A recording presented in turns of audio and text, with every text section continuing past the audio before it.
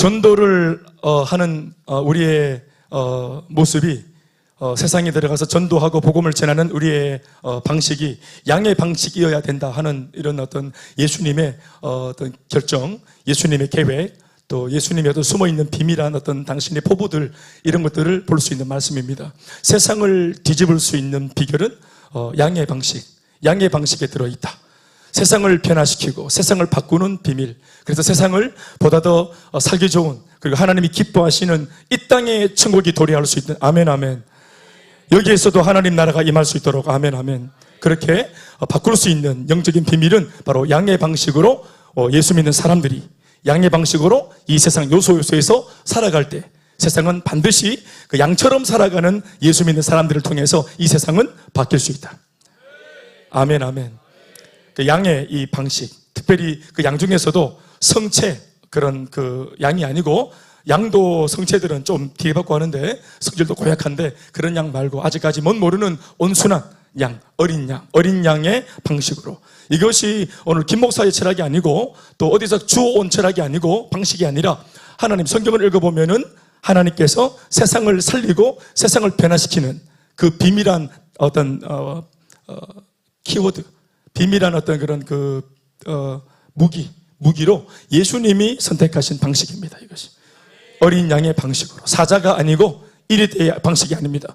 핥히고 물어뜯고 포효하고 그리고 막 무너뜨리고 뭐 이렇게 하는 것이 아닙니다. 어린 양의 방식으로 사람을 변화시키고 가정을 변화시키고 가문을 변화시키고, 아멘, 그렇게 만들어가는 겁니다. 아멘. 이것은 비단 전도하는 방식뿐만 아니고 어떤 면에서는 이 땅을 살아가는 예수 믿는 성도의 삶의 방식입니다. 달라진 삶의 방식. 오늘 간증한 우리 홍원표 집사님의 간증을 들어보니 그 간증을 하는 저분은 사자가 되어 있습니까? 양이 되어 있습니까? 지금 우리 허양선 집사는 은혜 받은 남편 양과 살고 있습니까? 이전보다 더 거친 사자와 살고 있습니까? 양과 살고 있습니까? 그렇군요. 그럼 본인도 빨리 양이 돼야 되겠죠? 우리 부부가 같이 양부부가 돼야 되겠습니다. 예, 남편이 양이 되고 있을 때 나는 더 은근히 사자로 남아있다가 여차면 잡아먹고 가면 안 되고 같이 양으로 바뀌어가야 돼. 아멘 아멘. 그래서 양의 방식, 여기에 비밀이 있는데, 제가 이 말씀을 묵상하다가 단순히 제가 사실 이 말씀은 여러분 기억나시겠지만 우리 네 분의 선교사들을, 단기 선교사들을 파송하는 그 파송 예배 말씀으로 채택했다가 이 말씀을 이렇게 묵상하는 중에 제가 뭔가 좀 발견한 것들이 있고 깨달은 것이 있어가지고 요 설교를 따로 한 켠에 남겨놓았어요. 남겨놓고, 그리고 제가 이 설교를 좀 다른 시간에 따로 좀 해야 되겠다 하는 마음을 가지고 있다가 오늘 금요일 날 이 말씀을 들고 섰습니다. 저 개인적으로는 이 말씀의 은혜를 참 많이 받고, 또 예수님이 이래서 오늘 세상을 변화시킬 주역으로, 역사의 주역으로 당신의 제자들을 세상에 보낼 때 양이 되어서 가라고 하셨구나. 양이라는 어떤 이 표현 속에 여기 하나님의 어떤 마음이 들어있구나, 이걸 알게 되었습니다. 왜냐하면은 무엇보다 어린 양으로 이 땅에 오신 예수님이 세상을 살리는 방편으로 그렇게 오셨기 때문입니다. 포효하는 사자로 오신 것이 아니고, 백소의 왕으로 오신 것이 아니고, 군주로 오신 것이 아니라 섬기는 양으로, 섬기는 종으로, 어린 양으로 오셨습니다. 어린 양으로 왔다는 게 뭘까요? 어린 양이 뭘 의미하는 거냐면은 재물입니다. 예수님은 처음에 오실 때부터 온 우주 만물의 왕이신 그분이 이 땅에 오실 때 그 모습 그대로 오지 않고 자기를 낮추시다가 어디까지 낮추셨냐 하면은 인간들보다 더 못한 모습으로, 인간을 구원하기 위해 인간처럼 오신 것도 아니고 인간보다 더 못한 모습으로 오셨는데, 그게 뭐냐면 인간들이, 구약 보세요, 인간들이 자기가 얻고자 하는 어떤 그 소원 성취를 위해서 하나님 앞에 뭘 드리면서 소원을 고백했습니까? 제물을 드리면서, 제사를 드리면서 자기 소원들을 아뢰었죠. 그때 자기를 대신해서 바쳐지는 제물들, 얼마나 많은 양들이나 소나 염소들이, 그렇게 많이 가축들이 바쳐졌습니까? 그런데 그런 제물들은 단회성, 일회성밖에 효과가 없었고, 그러니까 늘 제물을 통해서 하나님을 만날 것 같으면은 갈 때마다, 기도할 때마다 제물을 꼭 데리고 가야 돼. 기도 제목 하나에 양말입니다. 그렇게 가축 하나씩. 근데 그렇게 해도 일회성밖에 없어요. 또 다음에 문제가 생기면은 또 다른 제물이 필요한 겁니다. 그런데 예수님이 이 문제를 해결하기 위해서 단번에 드려진 완벽한 제물로, 아멘 아멘, 완벽한, 예수님이 드려지면은 또다시 다른 제물이 필요 없습니다. 아멘 아멘. 온 한 사람 두 사람 정도의 죄를 속죄하고 소원을 들어주는 정도의 제물이 아니라 온 인류, 이 땅에 앞으로 이전에 왔고 앞으로 지금도 있고 앞으로 살게 되어질 모든 인류의 역사 가운데 이 땅에 존재할 모든 인류의 죄를 용서할 수 있는 그런 값어치의 제물로, 모든 인류의 소원을 성취해 줄 수 있는 그런 값어치 있는 그런 가치의 제물로, 당신 자신을 제물로 세상 사람들을 위해서 내놓기 위해 이 땅에 오신 것입니다. 아멘 아멘. 하나님이 세상을 이처럼 사랑하사 독생자를 주셨다, 이 말은 이때 말하는 독생자 주셨다, 하나님이 세상을 위해서 주신 내어놓은 독생자는, 이때 독생자는 무슨 말이냐면은 제물입니다. 제물로서의 독생자입니다. 하나님은 세상을 사랑해서 세상을 살리고 세상의 모든 죄를 대속하고 그들을 구원하기 위해서 독생자를 제물로 내주었다, 이 말이 하나님이 세상을 이처럼 사랑하사 독생자를 주셨으니 이겁니다. 주셨다는 말은 제물로 예수님을 내주신 겁니다. 그러니 그 말을 오늘 말로 바꿔도 별로 다른 말이 아닙니다. 어린 양으로, 아멘 아멘, 세상을 살릴 어린 양으로 제물로 이 땅에 보내진 것이 예수님이십니다. 그리고 실제로 예수님은 어린 양으로 오셔서, 그러니까 어린 양으로 왔다는 것은 뭐냐면은 죽으러 온 거예요. 제물로 바쳐져서 제물로 드려지기 위해, 자기가 살기 위해 온 것이 아니고 이미 오실 때부터 목적이 확실했어요. 죽으러 오신 겁니다. 제물로 껍데기가 벗겨지고 목이 달아나고 그리고 각을 뜨고 포를 떠서 내장 다 끄집어내가지고 불을 질러서 드렸던 번제물로 자기가 완전히 불태워져서 소각되기 위해서, 불태워지기 위해서, 없어지기 위해서 애초부터 그런 마음으로 오셨습니다. 아멘 아멘. 그게 어린 양의 의미입니다. 어린 양. 그래서 이따가도 말씀드리겠지만 유대인들은 어린 양 그러면 이게 무슨 말인지 압니다. 어린 양, 그것도 수많은 제물 중에 구체적으로 양, 그것도 어린 양 그러면 이 말이 무슨 말인지 알아요. 그들만의 이게 암고입니다. 암고. 어린 양이다. 어린 양이 뭔지. 구약 자기 조상들 대대로 예수님 시대를 중심으로 볼 때 자기 대대로, 조상 대대로, 이스라엘 백성들이 아브라함의 후손으로 이 땅에 태어나서 대대로 야곱의 그 후손으로 일어난 12지파, 그 모든 이스라엘 민족 전체가 이 땅에 있으면서 얼마나 하나님 앞에, 이스라엘 역사 보면은, 구약성경 읽어보면은 제사를 드렸습니까? 이스라엘 백성들의 역사는 제사의 역사입니다. 제사의 역사. 예배의 역사예요. 그러니까 왜 그런 많은 그런 그 제물들을 드리고 왔는가? 그 중에서도 수많은 제물이 있지만 제일 주목하는 것은 뭐냐면 어린 양이었는데, 이 어린 양이 뭐냐? 왜 그렇게 많은 제물을 드리고 어린 양을 주목했는가? 거기에 비밀이 있는 것입니다. 그리고 그 어린 양은 그림자고, 이 그림자, 어린 양의 실체로 드디어 누가 왔냐면은 예수님이 그 어린 양의 실체로 오신 겁니다. 아멘 아멘. 그래서 그리스도는 이미 그 메시아를 대망하는 이스라엘 백성들한테 메시아를 막 그들이 기다렸잖아요. 로마에 속국이 되어 있으면서 막 짓밟히면서 그들 유일한 소망은 메시아가 와서 자기들을 보복해주고 로마를 물리쳐주고 자기들의 인생에 뭔가 획기적인 변화를 일으켜주기를, 그러면서 메시아를 계속 기다렸잖아요. 그런데 이미 메시아관이 나와 있었죠. 이미 구약 때부터. 그게 뭐예요? 세상을 뒤집어 엎는 개선 장군으로 오시는 것이 아니고, 뭘로 오시는 거예요? 그 메시아는 어린 양으로 오시는 거예요. 어린 양으로 바쳐지기 위해서 오는 겁니다. 몰랐죠. 표현만 어린 양인 줄 알았는데 진짜로 예수님은 어린 양으로 오셨어요. 그리고 제물로 십자가 위에서 죽어버리시고 자기를 드려버렸죠. 그래서 진짜 예수님은 어린 양입니다. 그게 어린 양의 방식, 그러니까 십자가 방식, 어린 양의 방식, 하늘의 미랄로 자기가 썩어지는 방식, 말도 안 되는 이 방식으로 모든 사람들을 살리고 구원한 것입니다. 아멘. 그러니까 여러분, 예수님을 믿는 성도들은 애초부터 우리가 따르고 있는 주님의 본을 따라서 우리는 세상을 핥히는 사자가 아니라 이미 핥힘받고 짓밟히게 되어 있어요. 어떤 면에서는. 그런데 중요한 것은 잠시 짓밟히지만 마침내 천국의 승리는 우리의 것입니다.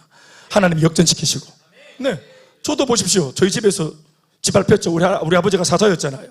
우리 할아버지가 사자고, 우리 집에 사자가 많았습니다. 사자들이 많았어요. 근데 저도 사자였는데, 새끼 사자였는데 앞으로 참 잘, 제대로 한번 좀 잘 해볼 수 있는 그런 야생성이 막 길러지고 있는 사자로 자라고 있었는데, 갑자기 20살에 예수 믿어가지고 양이 됐부제. 양이 됐부제가. 나는 사실 우리 집에서 좀 센 사자가 될 가능성이 높았어요. 가능성이 다분했다고. 기대주였어요, 저는. 그런데 양이 돼버리는 바람에 우리 아버지가, 이게 뭐야? 하고 저를 막 밟았지. 저희 아버지가. 정신 차려! 어린 양은 정신, 너는 양이 아니야. 정신 차려! 그랬는데 저는 계속 짓밟을수록 양이 됐어요. 언제 한 번은 양이었지만 양도 발굽이 있어가지고 한번 지어박아 보려고 했는데, 그 용납이 안 되시네, 하나님께서. 끝까지 그냥 어린 양으로 짓밟히면 짓밟히는 대로, 핥히면 핥히는 대로, 물어뜯기면 물어뜯기는 대로. 저는 실제로 우리 아버지한테 물어뜯기갖고, 여기 술 재린 아버지 말리다가 살점이 뜯기는. 우리 아버지는 사자가 맞습니다. 상처가 지금도 있어요, 여기. 그리고 그날 이제 우리 집에 경찰이 오고 그래서 하여튼 그래 됐습니다. 그래서 난 영화 양들의 침묵을 보는데, 우리 아버지인데. 그래. 할렐루야. 그런데 결국 보세요. 우리 집 보세요. 사자가 이겼어요? 양이 이겼어요? 우리 집 얘기 좀 아시죠? 남의 집 얘기라고 뭐 관심이 없어요? 양이 이겼습니다. 이제는 우리 아버지도 양이 됐지. 우리 아버지 양이 됐습니다. 양재동시. 우리 어머니도 양이 되고 우리 집 식구들 거의 다 양이 됐습니다. 승리했죠. 여러분, 저를 만나서 복음을 들었던 분들 여기도 계시는데 어떻습니까? 여러분들 저를 만나 복음을 듣고 어떻게 돼서 양이 됐죠? 양육받고 양이 되고 계시고 양이 되고 계시죠? 네, 양청 집사님. 네, 그렇게. 네, 오늘 이제 남편분 만나고 했는데 이내곧 우리 장형규 형제님도 양형규가 될 줄 믿고. 아멘, 아멘. 예. 오늘 잠깐 얘기 나누니까 저는 저를 믿습니다 이랬는데, 지금 이제 사자인 나를 믿는 사자. 그런데 주님 믿는 양이 반드시 될 줄로 믿습니다.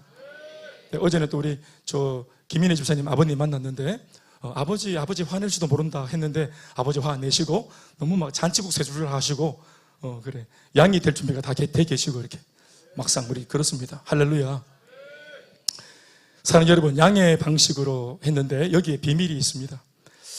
예수님이야말로 어린 양으로 이 땅에 오셔서 사실 오기 전부터 구약에서부터 이 어린 양에 대한 암시를 주셨는데, 첫 번째 우리 출애굽기 말씀 한번 보시겠습니까? 어린 양 중에서 어떤 어린 양으로 오셨냐? 첫 번째 암시가 뭐냐면 구원의 어린 양입니다. 장차 오실 예수님, 어린 양으로 오실 메시아는 우리를 구원하기 위해 어린 양인데 분명히 짓밟히고 지키고 상하는 그런 제물로 오시는데, 이 제물 어린 양이 세상을 구원합니다. 아멘, 아멘. 구원의 어린 양. 그냥 어린 양이 아닙니다. 따라합시다. 구원의 어린 양. 어린 양이 세상을 구원합니다. 출애굽기 12장을 보면은 이 말씀은 뭐냐면 우리 잘 아는 어떤 말씀이에요? 출애굽기 12장은 유명한 말씀이죠. 그 유명한 유월절 최초의 유월절 사건이 기록되어져 있는 말씀이죠. 이 유월절 의식을 먼저 행하고 난 뒤에 그들이 뭐합니까? 출애굽을 하잖아요. 홍해를 건너기 전에 제일 먼저 출애굽의 첫 번째가 뭐냐면은 유월절을 먼저 행하고 그들이 애굽에서 나오는 겁니다. 아멘, 아멘. 그만큼 처음부터 애굽에서 아직까지 나오지 않았는데 그들이 앞으로 장차 애굽을 떠나서 홍해바다 건너서 뭐하는 백성인지를 천명하기 위해서, 자기의 정체성을 천명하기 위해서 제일 먼저 행한 게 뭐냐면은 아직까지는 노예예요. 애굽에서 아직 노예의 모습 그대로인데 이들이 홍해바다 건너기도 전에 먼저 하나님 앞에 예배를 드립니다. 그런데 이것이 성립되기 위해서 꼭 필요했던 게 뭐냐면은 어린 양이었습니다. 자, 이 출애굽 사건 중에서도 출애굽기 12장 6월절을 행했던 이 사건은 특별히 어떤 타이밍 시점에 행해진 예배 행위고 제사 행위냐면은, 그러니까 그들은 요셉의 후예였는데 430년 만에 처음으로 하나님 앞에 예배를 드린 겁니다. 이 6월절이. 아멘. 400년 만에 처음으로 다시 예배 드렸는데, 그러니까 400년간 종살이 한다고 애굽에서 예배를 못 드렸기 때문에 그 현실에, 그 당시 모세가 있었던 당시에 이스라엘 백성들 중에서 예배를 아는 사람이 있어요, 없어요? 대답해 보세요. 제사를 아는 사람이 있어요, 없어요? 자기들이 본연에는 하나님의 백성이고 예배자라는 사실을 알아요, 몰라요? 아브라함의 후손이라는 사실을 알아요, 몰라요? 전혀 몰라요. 전혀 모릅니다. 그래서 그들에게 예수 구원받기 이전부터 네가 앞으로 무엇 때문에 구원받는 줄 아나? 네가 앞으로 무엇 때문에 출애굽하고 홍해를 건너는 줄 아나? 하는 것을 천명하기 위해서 제일 먼저 심은 것이 뭐냐면은, 모습은 아직 종인데 종의 땅, 아직까지 애굽의 땅에서 그들로 하여금 예배를 먼저 드리게 했습니다. 아멘, 아멘. 이 예배에 꼭 필요한 것이 뭐였냐면은 제물이었습니다. 그때 이제 제일 먼저 언급되어지는 것이 어린 양입니다. 어린 양. 아마 성경 전체에서 어린 양을 제일 먼저 언급하는 그 본문이 이 유월절 어린 양입니다. 그리고 아까 말씀드렸는데 이 유월절 예배 의식이 어느 타이밍에 진행되었냐면은 10가지 재앙 아시죠?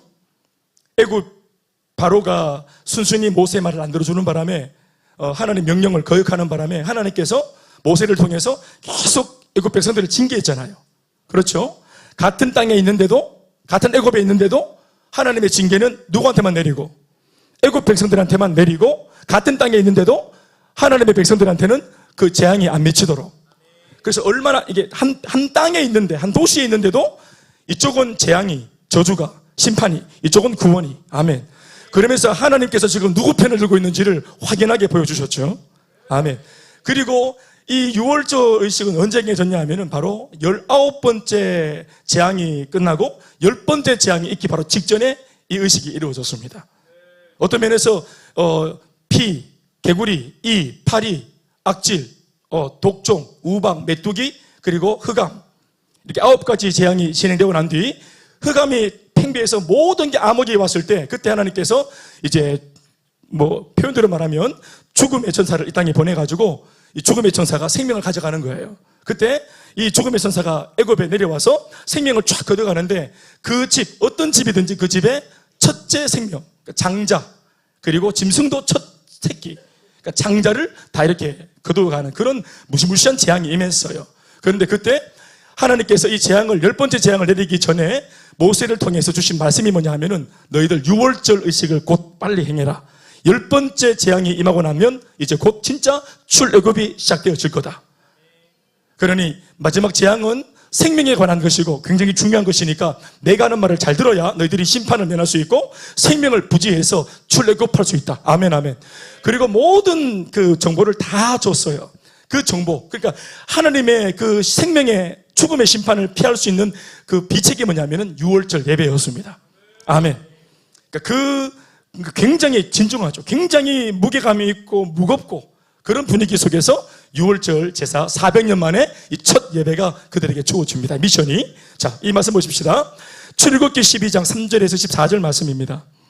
자, 3절부터 14절 열어주시고 저랑 같이 말씀을 좀 읽으면서 설명해 드리겠습니다. 자, 같이 읽어보시면 계속해서 반복적으로 어린 양 나올 겁니다. 시작. 너희는 이스라엘 온 회중에게 말하여 이르라.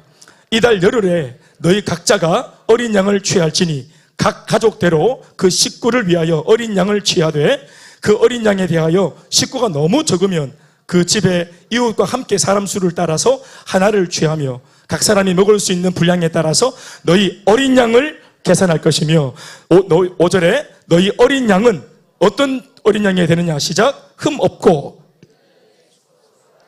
양이나 염소 중에서 취하고 6절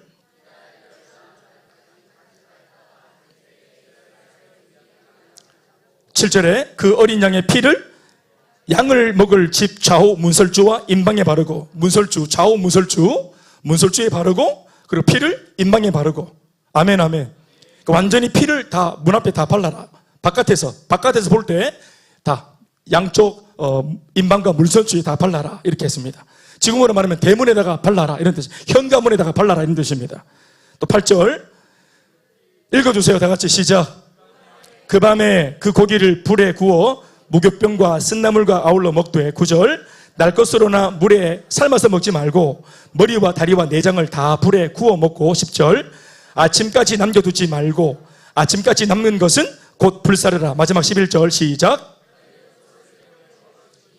허리에 띠를 띠고 발에 신을 신고 손에 지팡이를 잡고 급히 먹어라. 이것이 여호와의 유월절이니. 다시 한번 합시다. 여호와의 유월절, 이렇게 어린 양을 취하라. 또 이것을 위해서, 유월절을 위해서 어린 양이 이스라엘 백성들을 위해서 제물로 희생되어지는 겁니다. 아시겠죠? 어린 양이 있기 때문에 그들이 예배할 수 있었고 어린 양의 희생이 있기 때문에 그들이 오늘 지금 죽음의 심판을 피할 수 있는 조건이 만들어지는 겁니다. 자, 그리고 실제로 이 유월절 예배의식이 끝나고 난 뒤에 죽음의 심판의 사자가 이제 임합니다. 12절부터 14절까지 시작.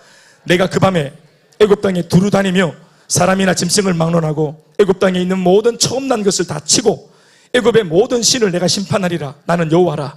내가 애굽 땅을 칠 때 그 피가, 어린 양의 피가 너희가 사는 집에 있어서 너희를 위하여 표적이 될지라. 다시 아멘 합시다. 어린 양의 피가 너희를 위하여 표적이 될지라. 다시 시작. 내가 피를 볼 때, 내가 어린 양의 피, 대문에 발려져 있는 어린 양의 피를 볼 때 너희를 넘어서 가리니 재앙이 너희에게 내려 멸하지 아니하리라. 다시 아멘 합시다. 14절. 너희는 시작.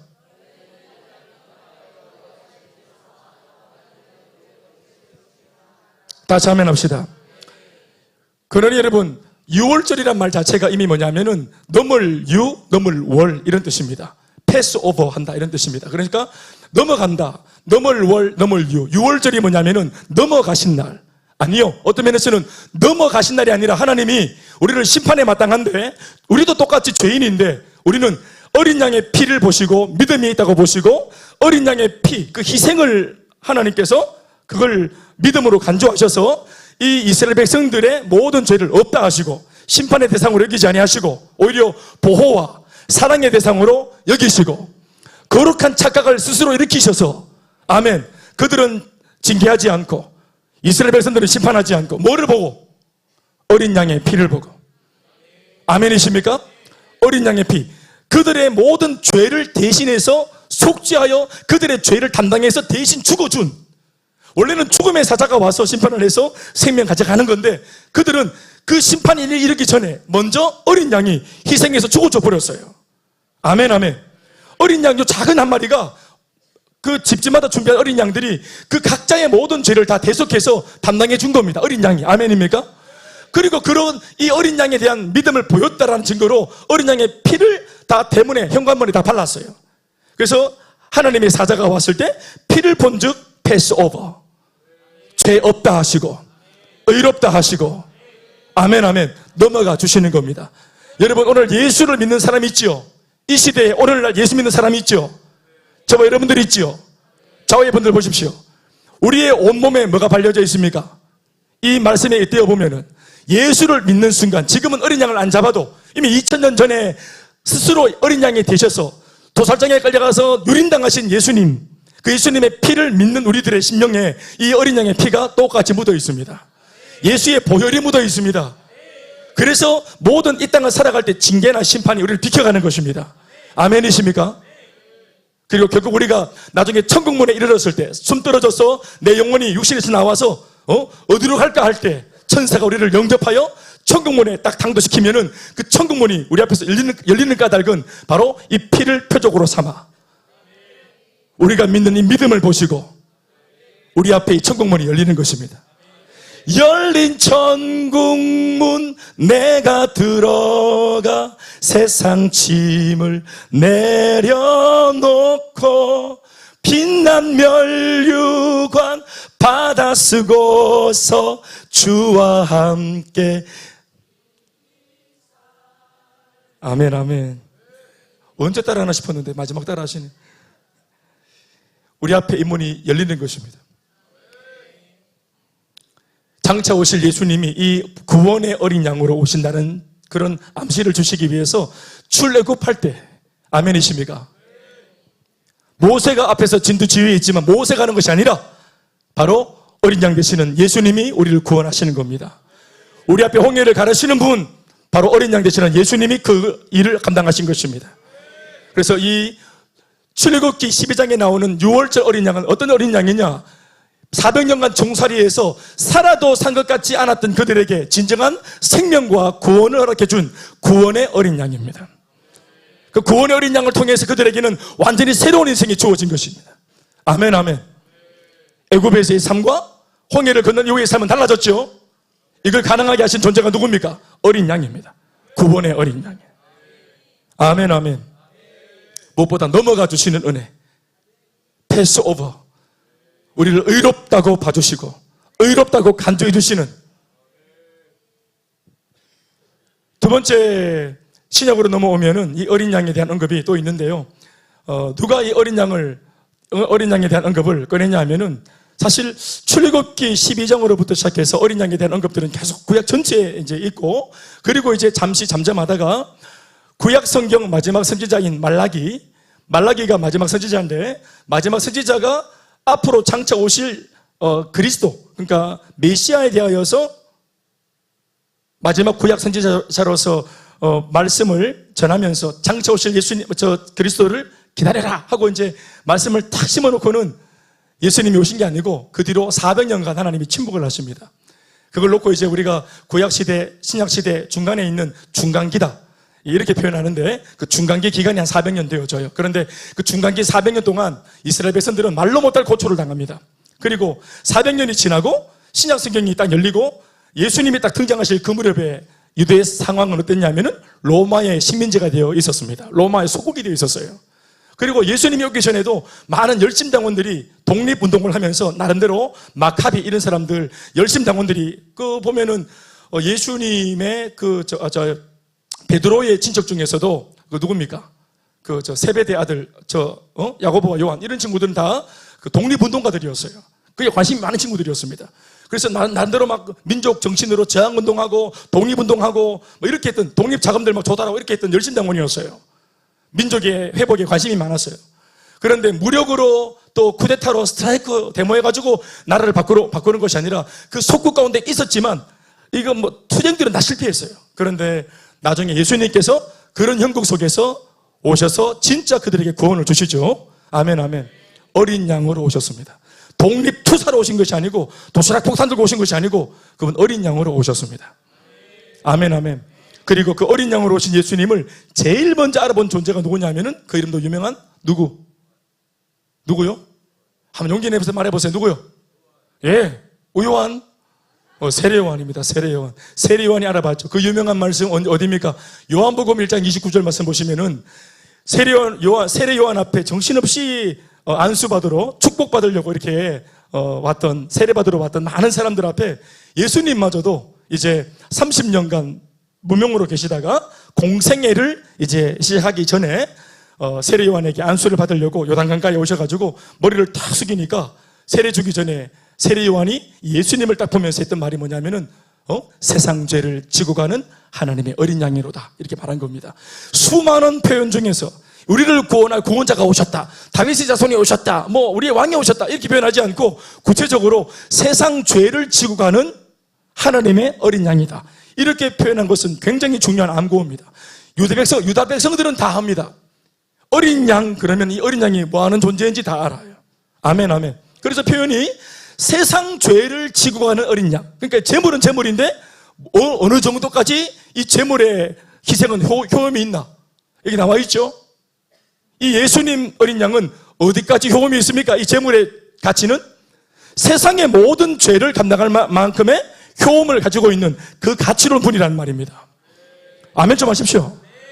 그러니까 이런 것들을 깨달았다는 것은 굉장한 겁니다. 세례 요한이 굉장한 사람이에요. 그래서 세례 요한은 어떤 면에서는 마지막 선지자입니다. 말라기가 마지막 구약의 선지자라면은 신약에 잠깐 일어나서 초림의 예수님을 준비하고 사라졌던 인물, 진짜 진정한 마지막 선지자는 누구로 보냐면은 바로 세례 요한으로 보는 거예요. 아멘. 그래서 이 어린 양, 이때 세례 요한을 통해서 소개되어지는 예수님 어린 양은 어떤 어린 양이냐? 바로 우리의 모든 죄를 용서하시는 대속의 어린 양입니다. 대속의 어린 양. 그러니까 우리를 구원하기 위해 오신 예수님이 어떤 방식으로 우리를 구원하는가?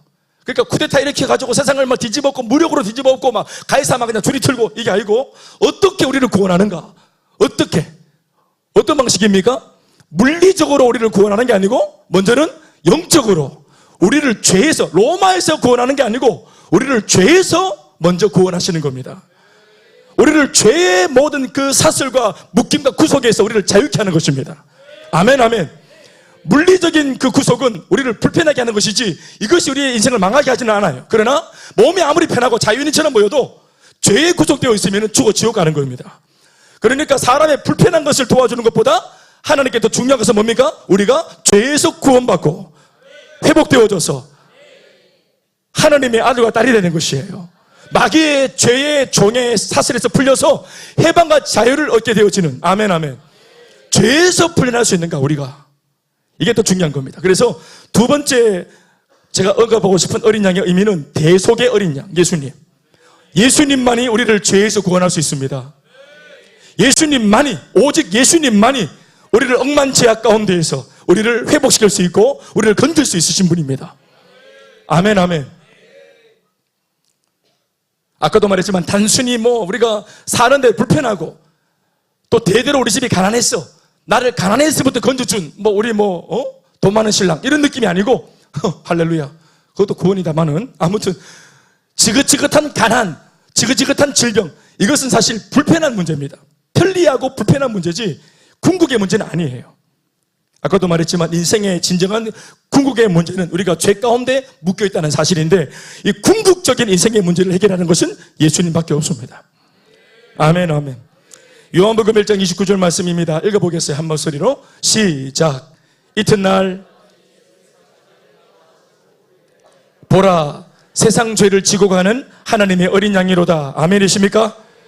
히브리서 9장 12절에서 14절 말씀을 한번 보시면 좀 더 이 대속의 어린 양, 용서의 어린 양의 의미가 한 번 더 적혀 있습니다. 한번 보시겠습니까? 히브리서 9장 12절에서 14절 함께 보시겠습니다. 시작. 염소와 송아지의 피로 하지 아니하고 오직 자기의 피로 영원한 속죄를 이루어 단번에 성소에 들어가셨느니라. 아멘, 아멘. 오직 자기의 피, 자기의 피가 뭐냐면 어린 양이신 예수님의 피. 아멘. 그러니까 단번에 우리로 하여금 하나님과 원수되었던 관계를 회복시키는 그 대속의 제물은 바로 어린 양 대신 예수님이라는 사실입니다. 또 13절도 읽어보세요. 시작.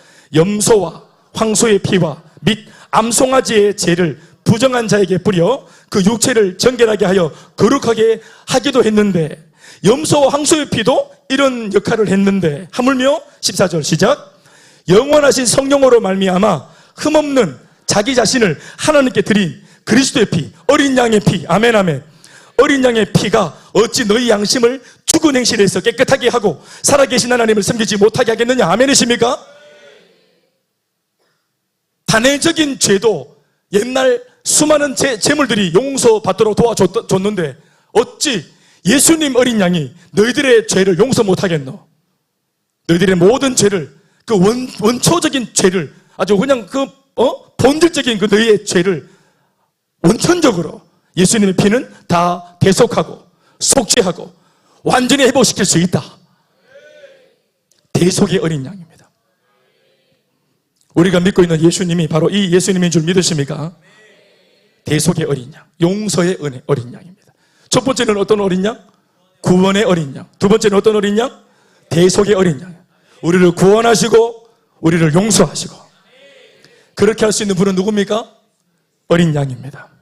어린 양의 방식으로 우리를 구원하셨고, 어린 양의 방식으로 예수님 우리의 죄를 용서하시고 진짜 우리를 해방과 자유로 인도하셨습니다. 무력이 아닙니다. 지식이 아니고 지혜가 아니었습니다. 어떤 기술이 아니었습니다. 아멘이십니까? 마지막 세 번째가 참 중요한데요. 제가 이 말씀을 묵상하다가 제가 참 어떤 면에서는 제가 설교를 안 했으면 이 말씀을 이렇게 묵상했겠나 싶을 정도로 저 자신에게는 되게 감명 깊은 그런 말씀이었습니다. 세 번째는 어떤 어린 양이냐? 승리의 어린 양입니다. 뭐라고요? 승리의 어린 양. 요한계시록 5장 1절부터 7절까지의 말씀인데요. 이 말씀 좀 같이 보시겠습니다. 요한계시록 5장 1절에서 7절까지의 말씀인데 좀 정신을 좀 집중해서 한번 읽어보시면 참 좋겠습니다. 말씀 한 구절 한 구절이 참 중요합니다. 요한계시록 5장 1절에서 7절 말씀을 읽기 전에 사실 우리가 지금 제가 참고 구절로 준비는 안 했지만 사실 요한계시록 4장을 읽어보시면 이 5장에 대한 내용이 좀 더 이해가 되어지는데요. 요한복음 계시록 4장의 말씀을 준비는 안 했지만 잠시 설명드리면, 언급을 드리면 이렇습니다. 다른 게 아니고 밤모섬에 갇혀있던 그 예수님의 제자 사도 요한의 눈이 열립니다. 환상이 열려가지고 장차 앞으로 자기 이제 이 성경시대, 소위 2000년 전 예수님 당시 1세기의 상황이 이제 끝이 나고, 그리고 나서 앞으로 인류의 역사가 어떻게 진행되어져서 마지막이 어떻게 마무리가 될 것인지에 대해서 단 한 사람 요한 사도만 환상으로 다 보았어요. 그리고 요한 사도가 다 본 것을 본인이 기록해서 요한계시록으로 남겨놓았어요. 아멘, 아멘.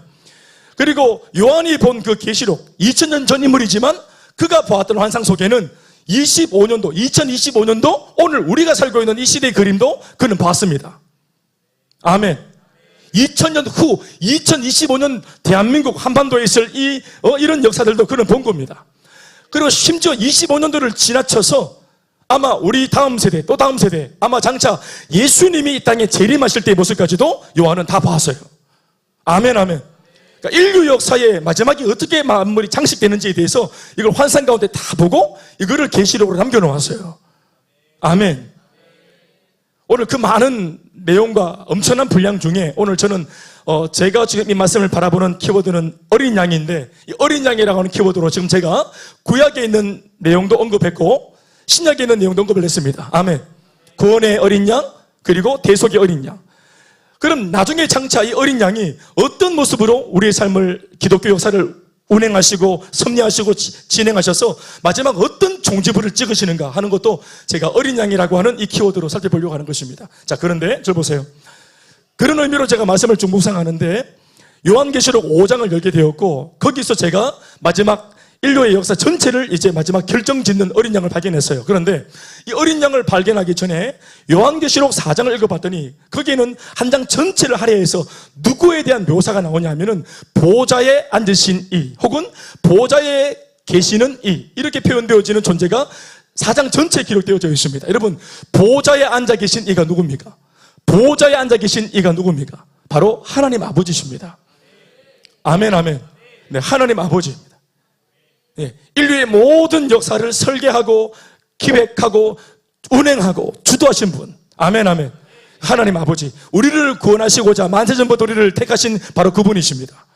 보좌에 앉아 계신 분. 그 표현 자체가 보좌에 앉으신 온 우주 만물을 통치하시는 권위자, 최고의 권위자. 그냥 하나님이 아니고 요한의 표현에 의하면은 보좌에 앉아 계신 분이라는 이름으로 표현되어지는데 이 보좌에 앉아 계신 이가 딱 등장을 합니다. 그러니까 이게 무슨 그림이냐면은 요한계시록 4장은 천상의 예배, 그러니까 하늘에서 일어나는 예배, 천상의 예배에 대한 묘사인데 이걸 요한이 눈물 가운데 막 감격 가운데 본 거예요.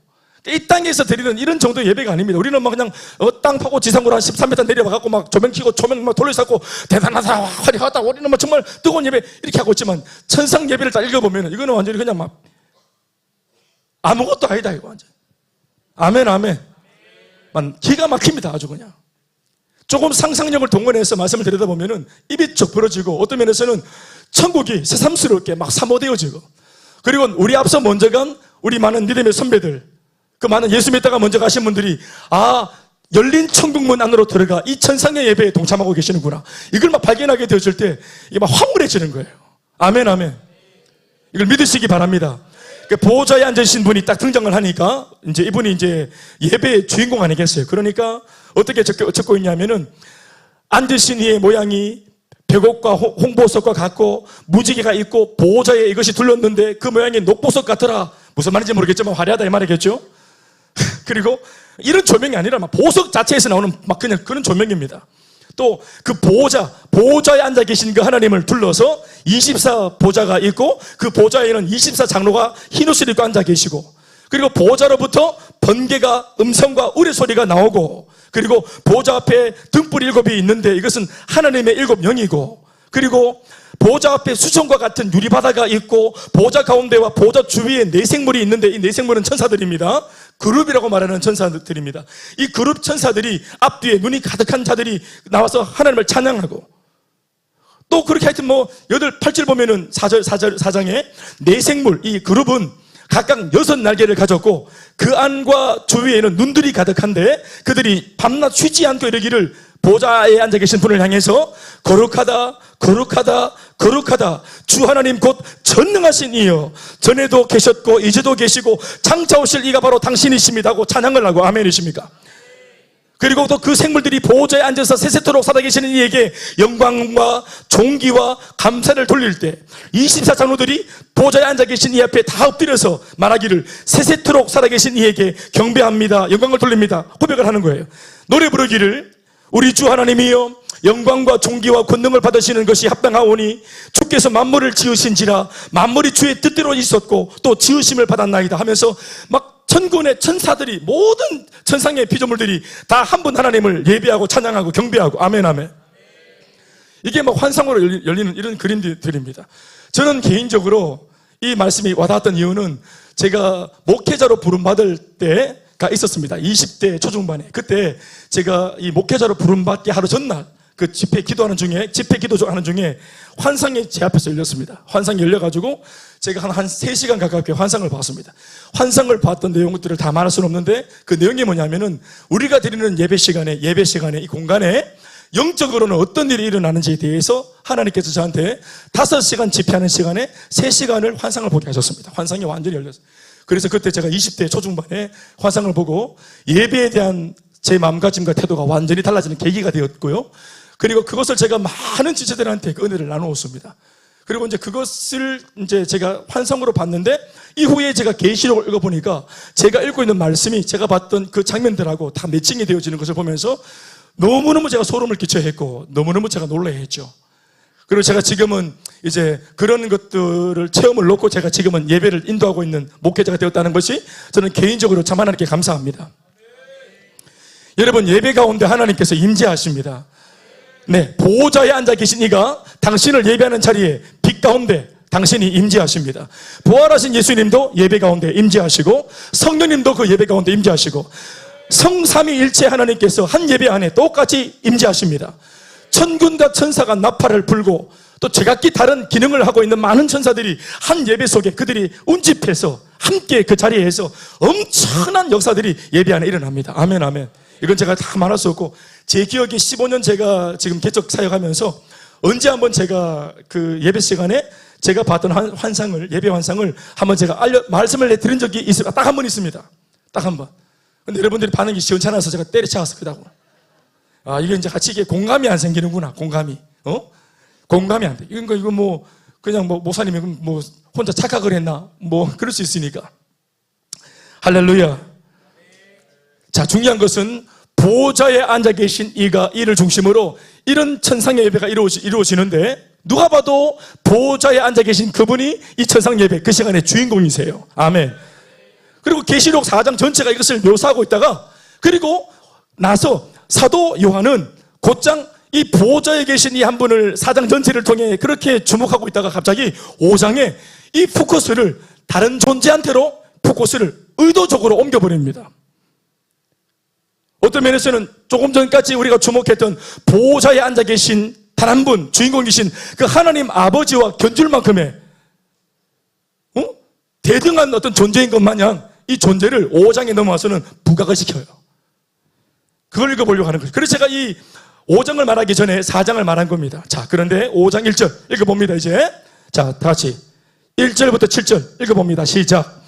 내가 봄에 계속해서 환상이 열려서요. 보는 겁니다. 보호자에 앉으신 이의 오른손에 뭐가 있어요?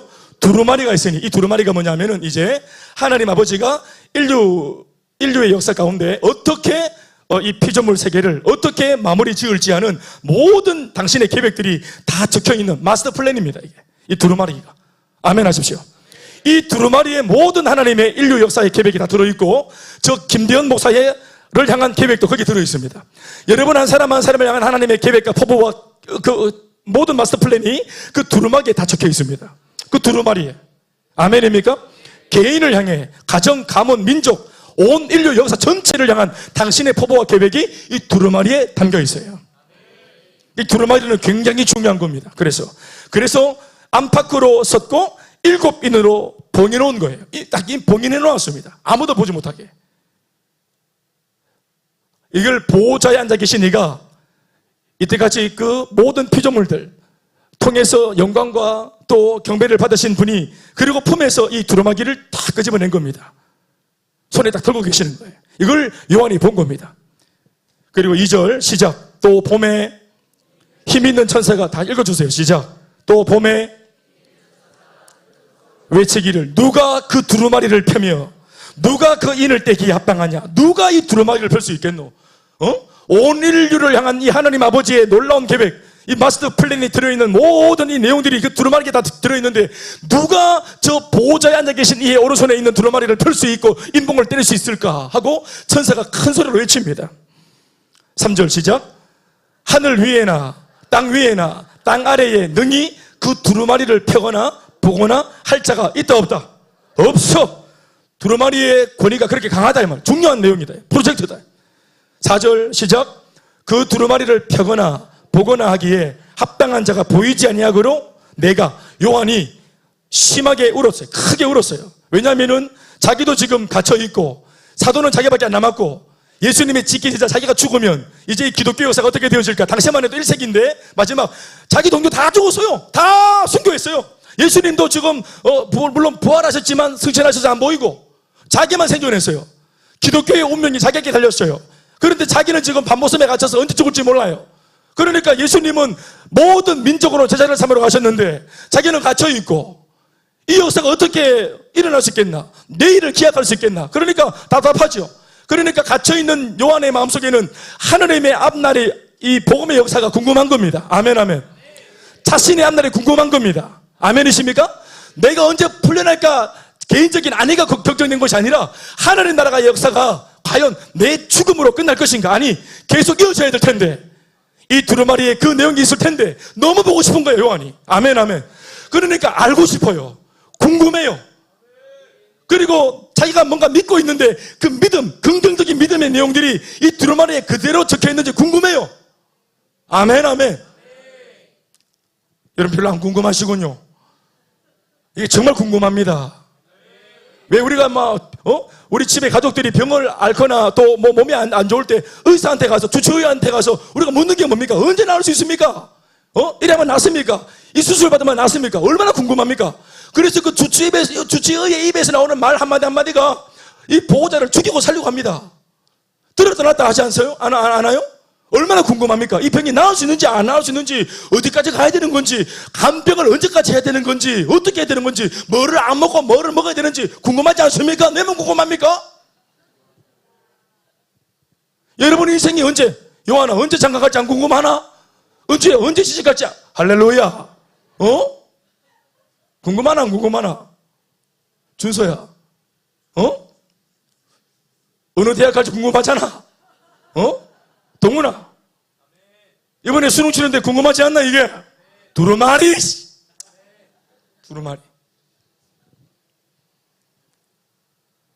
이 두루마리에 요한의 장가가는 날만 있는 게 아니고 앞으로 낳을 자식들도 다 적혀있고 이렇게 저 알통이 언제 빠질지도 다 적혀있고 이렇게 궁금해요. 언제 하나님께서 도래하셔서 우리의 한을 풀어주시고 우리의 사주팔자운명을 뒤집어 주시고 지금은 예수 믿는 거 혼자 믿고 너무너무 괴롭게 믿고 고독하게 믿고 있는데 언제쯤 가정 전체가 복음화 되어질지 궁금해요. 지금은 철이 없어 왔다 갔다 방황하는 내 자식이 언제쯤 돌아와서 회복해서 예수 믿고 성령 충만해질지 궁금해.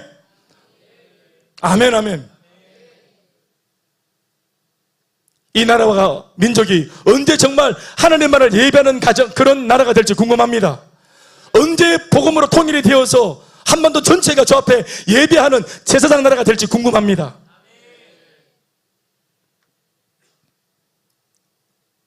사적인 관심사에도 우리의 궁금증이 유발되어지고 공적인 관심사에도 우리의 궁금증은 가득하죠. 그런 것들이 언제 열리고 언제 회복되어질지 하나님 어떤 계획을 가지고 있는지 참 궁금해요. 이 두루마리가 그 비밀을 담고 있습니다. 지극히 개인적인 것부터 시작해서 인류 역사 전체를 향한 주님의 포부가 이 두루마리에 적혀 있습니다. 아멘 아멘. 자, 지금 제가 이렇게 강조하는 것은 이유가 있어요. 그런데 이렇게 중요한 두루마리를 펼 자가 없고 봉인을 뜯을 자가 없다. 그래서 요한이 속이 상해서 눈물을 쏟았단 말입니다. 환상 가운데 울었단 말이에요. 그런데 5절 말씀에 이제 이렇게 탁 일어납니다. 읽어보세요. 다음 장면입니다. 시작. 장로 중에 한 사람이 울고 있는 내게 말하되 뭐라고 말합니까? 울지 마라. 유대 지파의 사자 다윗의 뿌리가 이겼으니 그 두루마리와 그 7인을 떼시리라 하더라. 다시 한번 해봅시다. 그 두루마리와 7인을 떼시리라. 아멘. 누군지 아직까지 명확하게 말하진 않았지만 유대 지파의 사자라고 말씀하시는 바로 그분, 다윗의 뿌리라고 말씀하시는 바로 그분. 아멘 아멘. 6절 말씀, 그 말씀을 듣고 나서 다시 진정을 하고 다시 환상 속에 자신의 시선을 뒀더니 이런 그림이 이어집니다. 시작. 내가 또 보니, 계속 보고 있죠. 이거 사실 그대로 적은 겁니다. 자기가 본 거예요. 다시 아멘 합시다. 내가 또 보니, 읽어주세요. 시작. 보좌와 내 생물과 장로들 사이에 한 어린 양이 서 있는데, 짜자자잔. 내 생물 화려합니다. 내 생물 그룹, 우리가 말하는 인간의 모습을 닮고 이렇게 좀 뭔가 좀 사람 형상을 가지고 있는 그런 천사가 아니에요. 내 생물은 그룹이라고 말하는 좀 약간 보면은 좀 약간 좀 외계인 같은 느낌의 약간 요상한 그런 그 형태의 그 천사들입니다. 약간 좀 괴물 같기도 해요. 눈도 많고 애들이 징그러워. 발도 많고 날개도 많고. 발 많은 거 좋아합니까? 우리 자매들? 이렇게. 그러니까 막 상상할 수 없는 이런 영적인 존재들이 가득하고, 그리고 또 장로들이 칵 세워져 있고, 그리고 천사들이 또 노래하고, 이렇게 막 뭔가 막 그냥 막 나름대로 좀 이렇게 좀 장엄한 그런 영적인 존재들이 다 신령한 존재들이 쫙 포진해서 그렇게 화려하게 딱 있는 가운데 그 사이에 딱 보니까 누가 있냐면은 정말로 초라해 보이는 작은 양 한 마리, 그것도 어린 양, 어린 양, 베이비 램. 요 어린 양 새끼 하나가 거기 딱 있는 겁니다. 말 그대로 말하면 어린 양 새끼죠. 보잘것없는 초라한 작은 양 한 마리가 그룹들에 비하면, 장로들에 비하면, 하나님께서 하나님 앞에 찬양하는 많은 그런 피조물들에 비하면 정말 초라하게 그지없는 작은 초라한 양 한 마리가 그 사이에 있는 것을 요한이 목격을 한 거예요. 한 어린 양이 섰는데, 묘사합니다. 이 양을 묘사하는데 어떻게 묘사하냐? 일찍이 죽임을 당한 것 같더라, 이렇게 말합니다. 이 표현 잘 기억하세요. 어린 양 하나가 있는데 어떤 양이냐? 턱시도를 입고 있는 양이냐? 아닙니다. 예? 빗질을 예쁘게 해가지고 뭐 뽀송뽀송한 솜털을 가지고 있는 어린 양이냐? 목욕을 한 어린 양이냐? 아닙니다. 일찍이 죽임을 당한 것 같더라. 그러니까 어린 양 중에서도 진짜 초반부에 정말 자기 발로 서지도 못할 만큼 작은 어린 양인데, 중요한 것은 죽음을 경험한 어린 양. 그러니까 몸에 막 피딱지가 묻어 있고, 혈흔도 있고, 생채기도 있고, 뭐에 찔렸는지 찔린 자국도 있고, 피를 흘린 그 모습 그대로. 그러니까 딱 보자마자 일찍이 죽임을 당한 것 같더라. 죽음을 경험했던 어린 양이라는 걸 그만 알 수 있는 거예요. 그에게 7뿔과 7눈이 있으니 이 눈들은 온 땅에 보내심을 받은 하나님의 7영이더라. 7절에 시작. 그 어린 양, 일찍 죽임을 당한 바로 그 어린 양이 나와서, 자 읽으세요. 보호자에 앉으신 이의 오른손에서 두루마리를 취하시니라. 아멘 아멘. 그냥 받았느니라가 아니에요. 엄매 이렇게 하는데 천사들도 비키고 장로들도 비키고 다 길 비키. 이거 어디 가노? 어디 지금 어디 가노? 보호자에 앉아 계신 이 앞에 가는 엄매 이러면서 가가지고 이 양이 부쩍 일어나더니 그 보호자에 앉아 계신 하나님 아버지 손에 누가 저 두루마리를 거머쥘까? 저걸 봉인을 뜯을 가고 있는데 엄매가 이게 가가지고 이게 양이 보호자에 앉아 계신 이 오른손에서 두루마리를 취하시는 거예요. 약탈하듯이. 버젓이 아버지 하나님께서 손에 들고 있는데 양이 와서 딱 취하니까 하나님이 이걸 거절하지 않고 그냥 내놓으시고, 어린 양은 마냥 자기 것인 것 마냥, 어떤 권한이 있는 것 마냥 이 두루마리를 딱 취해서 딱 들고 있는 것입니다. 그리고 그 두루마리를 취하심이 8절. 내 생물과 24장로들, 내 생물과 24장로들이 그 어린 양 앞에 엎드려 각각 검은고와 향이 가득한 금 대접을 가졌으니 이 향은 성도의 기도들이라. 다시 아멘 하십시다. 여러분, 이 어린 양이 바로 갓 일찍 죽임을 당한 것 같은 표식을 그대로 온몸에 가지고 있는 생채기, 못자국, 창자국, 피를 흘린 흔적들을 그대로 닦지 않고 있는 모습, 피딱지를 그냥 하얀 그 털에 그대로 다 묻히고 어떤 면에서는 지금 주변에 보여지고 있는, 묘사하고 있는 다른 영적인 존재들과는 비교가 안 될 만큼 어떻게 저 불청객이 왔나 싶은 이방인 같은 그런 존재, 이 어린 양이 이 죽음의 흔적을 그대로 가진 채로 딱 서 있고, 정작 그분이, 그 어린 양이 보좌에 앉아 계신 하나님 아버지의 손에서 이 두루마리를 취하는 걸 보니 이분이 누구인지 우리는 금방 낌새가 쳐집니다. 그리고 이내 곧 보좌에 앉아 계신 이를 향하여 드리던 찬양과 모든 경배와 감사는 이내 곧 어린 양에게로 돌려드리고, 어린 양의 이 모든 찬양과 감사와 경배를 받기 시작합니다. 아멘, 아멘. 장로들의 노래를 먼저 들어볼까요? 자, 따라오십시오. 요한계시록 5장 8절에서 9절, 10절 말씀, 9절에서 10절 말씀. 시작. 두루마리를 가지시고 그 인봉을 떼기에 합당하시도다. 일찍이 죽임을 당하사 각 족속과 방언과 백성과 나라 가운데에서 사람들을 피로 사서 하나님께 드리시고, 그들로 우리 하나님 앞에서 나라와 제사장들을 삼으셨으니 그들이 땅에서 왕노릇 하리로다. 아들아, 아멘. 성도들을 피로, 당신의 피값으로 사서 구원해서 하나님께 드리신 분, 어린 양. 그래서 당신만 왕노릇하는 것이 아니라 당신을 믿고 따른 구원받은 모든 백성들도 왕노릇하도록 그 은혜를 허락해 주신 바로 어린 양. 성도들에게 축복과 은혜를 주신 바로 그 어린 양. 그 어린 양을 장로들이 찬양하고 있습니다. 또 이어지는 천사들의 노래가 있습니다. 11절 12절 시작. 내가 또 보고 들음에 보좌와 생물들과 장로들을 둘러선 많은 천사의 음성이 있으니 그 수가 만만이요 천천이라. 음성으로 노래 부르되 어떻게? 시작. 죽임을 당하신 어린 양은 능력과 부와 지혜와 힘과 존귀와 영광과 찬송을 받으시기에 합당하도다 하더라. 아멘이십니까? 천사들이 오늘 찬양받기 합당하신 예수님을 높이고 있습니다. 어린 양을 찬양하고 있습니다. 아멘이십니까?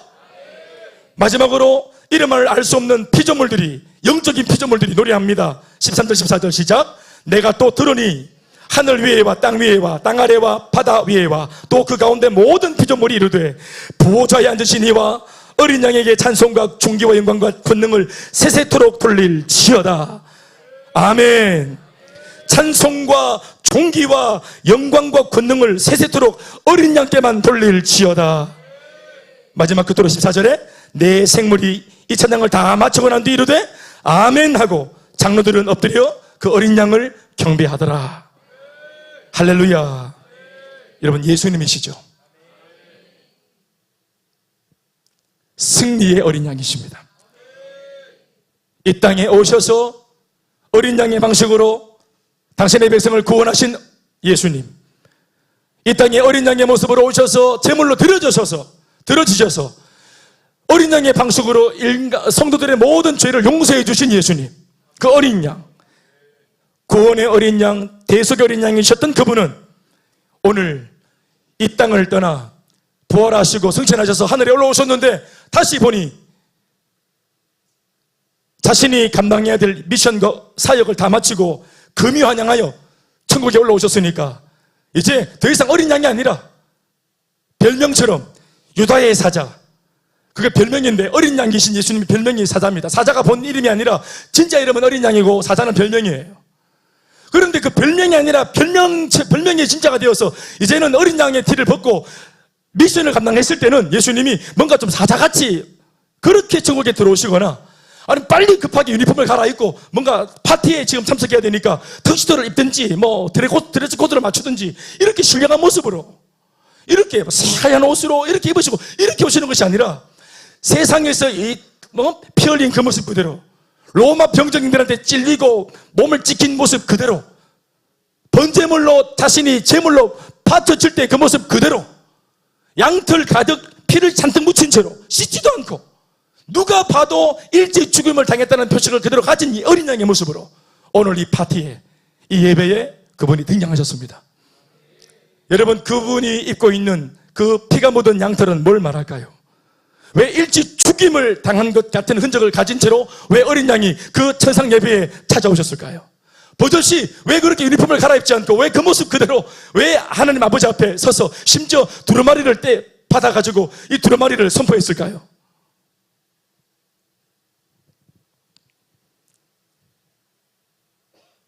어린 양의 모습은 전투복입니다. 야전에서 피를 흘리며 마귀와 싸워 마귀를 물리치고 당신의 백성들을 구원하고 살리실 때 그 엄청난 대가를 지불하는 영적인 전쟁과 전투를 기꺼이 자신의 몸에 생채기를 내면서 감당하신 그 모습 그대로 아직까지 예수님의 그 몸에서는 천국에 오셨는데도 화약 냄새가 납니다. 피 냄새가 납니다. 땀 냄새가 있습니다. 수고한다고. 아멘이십니까? 예수님은 그 백성들, 자기 백성들을 위해서 흘리신 그 피가 부끄럽지 않습니다. 자기 백성을 구원하시느라 수고한다고 흘리셨던 그 땀들이 부끄럽지 않습니다. 꾸미거나 없이 하지 않고 있는 모습 그대로 야전에서 백성들을 구원하기 위해 몸 바쳐 희생하신 모습 그대로 그 모습 그대로를 가지고 오늘 천당에 천국에 올라오셨습니다. 그게 뭡니까? 그게 야전 사령관의 모습입니다. 이게 전투복이에요. 거기에서 모든 피조물들이 그 어린 양의 권위를 인정하고 이분이 어떤 미션과 어떤 사명을 감당하고 능히 감당하고 다시 금이 환영하셨는지를 모두가 어린 양의 모습을 보는 순간 그분이 어떤 고초를 당하면서 어떤 희생을 감내하면서 이 위대한 구원의 역사를 이루셨는지를 모두가 알게 되는 것입니다. 사명과 임무를 다 완성하고 돌아오신 예수님의 모습을 설명하고 있는 것입니다. 사랑하는 여러분, 이 마지막 승리의 어린 양의 모습은 장차 우리가 주님 나라에 가서 우리가 경험하게 되어질 우리의 모습입니다. 그래서 일찌감치 바울도 기도하다가 뭘 봤는지 로마서 8장 18절 말씀에 이런 말을 했습니다. 당시에 바울이 로마서를 쓸 당시 감옥에 갇혀가지고 고초를 당하면서 대필자를 찾아서 대필로 이 편지를 보내지 않습니까? 그 편지를 쓰면서 심지어 자기도 지금 고초를 당하고 있고 언제 죽을지 모르는 그런 어려운 가운데 있으면서도 그가 기도하는 중에 요한처럼 뭘 받는지 어린 양이 경험하신 그 승리를 받는지 이런 고백을 하잖아요. 생각하건대 현재의 고난, 이 땅에서 예수를 믿고 주님 때문에 받는 고난과 핍박, 현재의 고난은 장차 우리에게 나타날 영광과 좋게 비교할 수 없도다. 아멘, 아멘. 그 나라에 들어갈 때 이 땅에서 우리가 어떻게 살았느냐에 따라서 그 나라 들어갈 때 우리가 입고 있는 유니폼이 달라지는 것입니다. 새삐하게 하얀 드레스나 멋있는 턱시도나 정장 차림으로 들어가는 것이 아니에요. 예수님마저도 우리 앞서서 그렇게 들어가셨다면 우리들도 우리의 삶에 이 믿음 지키고 사느라 우리 몸에 뭘 새겼는지 그리스도의 흔적, 예수를 믿는 사람들의 흔적들, 쉽게 야합하지 않으려고 몸부림치다가 생긴 흔적들, 쉽게 죄 지으려고 죄 짓지 않으려고 몸부림을 치다가 생긴 흔적들, 그리스도의 고난의 흔적, 스티그마, 그 고난의 흔적들을 저항한 흔적들, 마귀와 피 흘리기까지 싸웠던 흔적들, 그것을 우리 몸에 새기고 가는 거예요. 그래서 말하지 않아도 이 성도가 이 땅에서 무엇하다 왔는지, 일찍 죽임을 당했더라 하는 표시 가진 어린 양처럼 이 성도가 어떤 것을 거절하고 왔는지, 무엇을 저항하고 왔는지, 무엇을 위해 싸우다가 왔는지, 어디에다가 자신의 인생을 걸고 살다가 왔는지 우리가 그 천국에서 우리의 유니폼으로 입증할 것입니다. 어린 양 대신 예수님은 사실 개선장물이셨습니다. 그분은 승리자입니다. 몸에 죽임을 당한 생체기를 가졌지만 그분은 패배자가 아닙니다. 그분이야말로 승리자이십니다.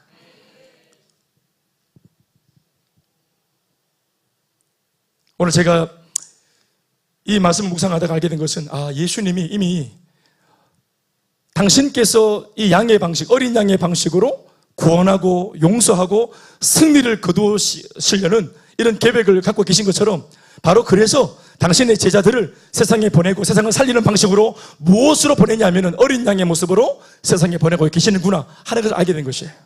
아멘, 아멘.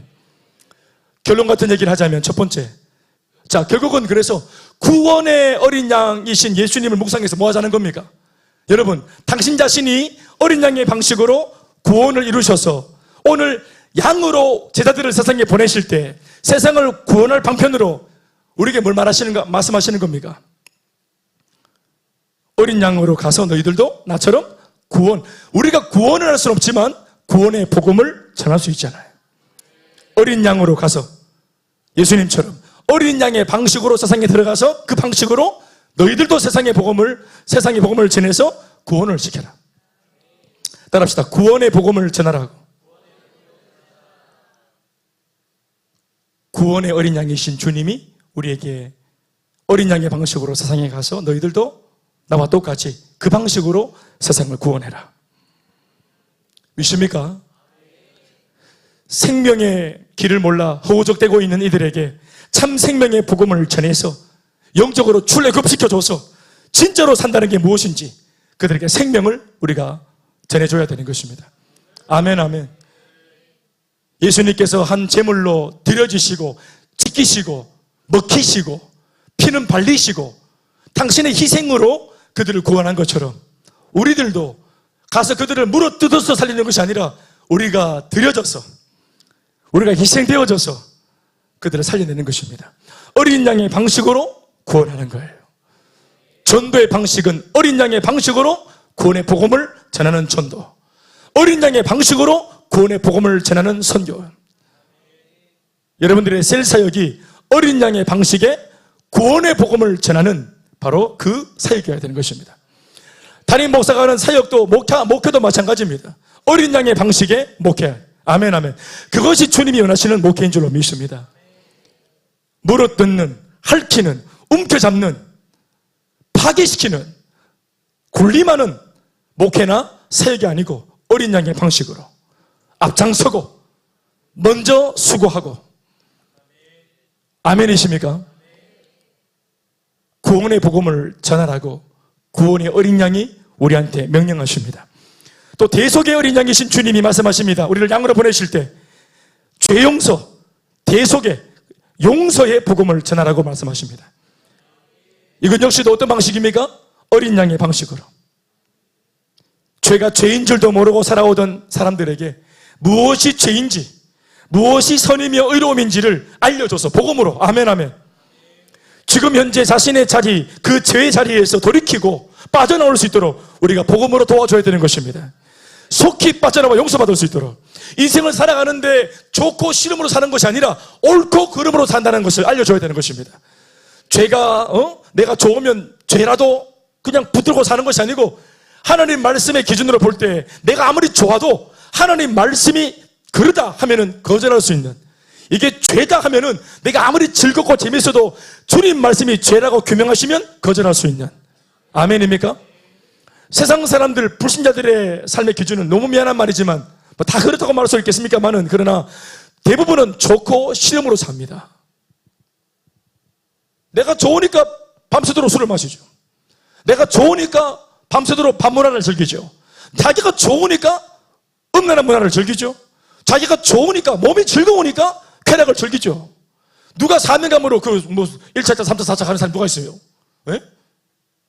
자기가 좋으니까요. 몸이 좋으니까, 몸이 받아주니까, 육체의 쾌락을 위해서 좋으니까 사는 겁니다. 그러나 자기가 좋다고 추구하는 삶이 있을 때 옆에 있는 가족들은 피눈물 쏟습니다. 우리 아버지가 막 3차 고수도 치고 돈 다 잃고 월급날 빈봉투 들고 오고 자기는 좋아가지고 있죠. 사명감을 했겠어요, 우리 아버지가? 그런데 아버지는 좋아가지고 밤새도록 술 마시고 다 탕진하고 빈손으로 돌아올 때 식구들은 피눈물 흘렸어요. 우리는 싫었어요. 자기만 좋지. 그게 만약 좋으면 아들 같이 데려가지 왜? 술자리, 고수돈 치는 자리, 안 좋은 자리, 싸우는 자리, 나 좀 데려가지, 아들. 여러분, 그런데 그런 자리는 못 데려가도 우리 부모들이 예배당은 다 데리고 오죠. 우리 예배당에 다 데려오잖아요. 아이들 여기 다 앉아있잖아요. 여기는 19금이 아닙니다. 여기는 금지가 없어.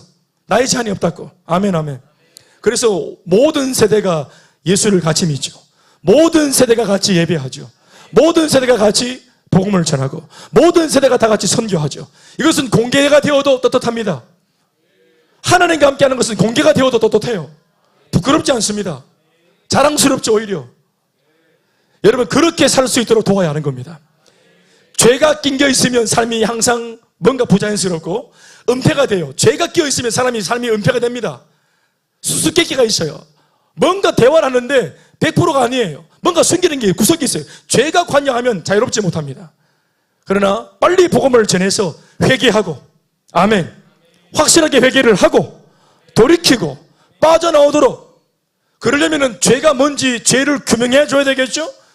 그 죄를 죄되게 하는 게 뭡니까? 심히 죄되게 하는 게 뭐예요? 규명하는 게 뭡니까? 복음입니다. 그래서 누가 뭘 하지 않는데도 예수 믿고 복음을 듣고 말씀을 듣고 예배드리다 말씀을 듣다 보면은 자기가 깨달아요. 말을 고칩니다. 취할 것은 취하고 버릴 것은 버려요. 저는 뭐 술, 담배 하라 마라 해본 적이 없습니다. 그러나 본인들이 알아서 예수를 믿어가는 과정에서 본인이 알고 깨닫고 처음으로 이렇게 사는 게 이게 뭔가 이상하다는 걸 깨닫고 제가 들은 말이에요. 여러분들한테. 이게 수치스럽고 부끄럽더라. 이게. 그래서 청산했다는 거예요. 아멘, 아멘. 얼마나 감사한 일입니까? 그렇게 하기까지 막 머리를 쥐어박으면서 죄다 끊으라 이 자식아 하는 게 아닙니다. 사자같이 하는 게 아니고 그것도 마찬가지입니다. 양의 방식으로 기다리고 기도하고 속이 상하지만 할 말이 있지만 해줘야 될 말이 분명히 있지만 삼키고 기도하고 다만 그 대신 하나님의 말씀을 들을 수 있는 자리에 앉히고 아멘 아멘. 우리가 이번 주에 전도에서 초청 축제 때 하려고 하는 게 뭡니까? 우리가 아는 지인들을 말씀이 선포되어지고 예배가 드려지는 이 자리에 앉혀놓는 것까지 그게 우리가 하는 일입니다. 그리고 나서는 하나님께서 예배 가운데 임재하셔서 나머지는 주님의 성령이 하시는 겁니다.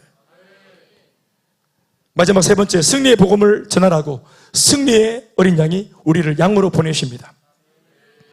이제껏 지고 살아왔던 이제까지 실패와 패배의 삶에 그렇게 깊이 빠져 있어서 허우적거리던 삶, 그러니까 늘 지고 사니까 악에 받쳐서 늘 화가 나 있고 분노가 나 있고 안 그래도 자기가 느낄 때도 지금 패배자의 삶인데 누가 와가지고 말 거들어서 넌 지고 살아, 넌 패배자야 이런 말 하면은 막 그냥 막 화가 나고 분노가 나고 막 그래서 지고 있는 삶, 뭔가 지금 막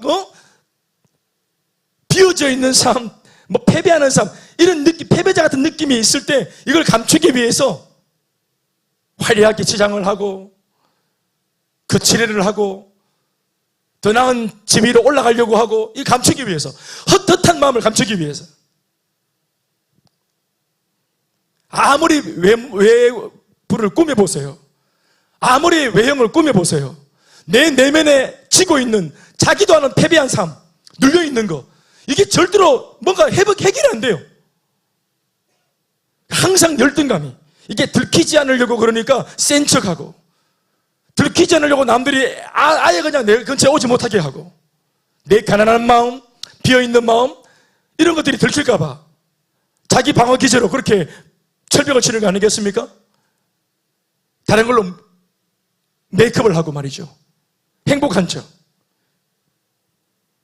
그런데 복음이 들어가면 무장해제가 되어줍니다. 척하지 않아도 된다는 것을 알려줍니다. 이곳이 안전하다는 사실을 복음이 성령 안에서 그에게 감동을 줍니다. 그래서 꾸미지 않습니다. 있는 모습 그대로 인정을 합니다. 맞습니다. 주님, 저는 치고 살았습니다. 맞습니다. 주님, 저 가난합니다. 저 아무것도 없습니다. 그러나 주님이 나의 부여가 되어 주십시오. 주님이 나의 전도가 되어 주십시오. 예수님의 승리가 내 승리가 되도록 도와주십시오. 그러면서 승리의 복음 앞에 우리가 붙들리면서 내 평생 처음으로 이기고 사는 삶을 경험합니다. 그러니까 이게 이제 내면에서부터 승리감이 탁 앞밖에 들어오고 채워지니까 이제는 거칠이 하지 않죠. 있는 모습 그대로를 보여줘도 당당하죠. 아멘, 아멘.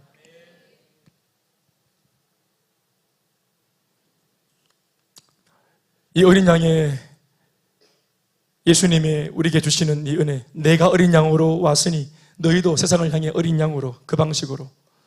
여러분, 그런데 이것이 우리한테는 참 어떻게 보면 넘사벽이고 멀리 있는 말씀 같지만 바로 이렇게 살기 위해 필요한 것은 믿음입니다. 그리고 성령의 충만입니다.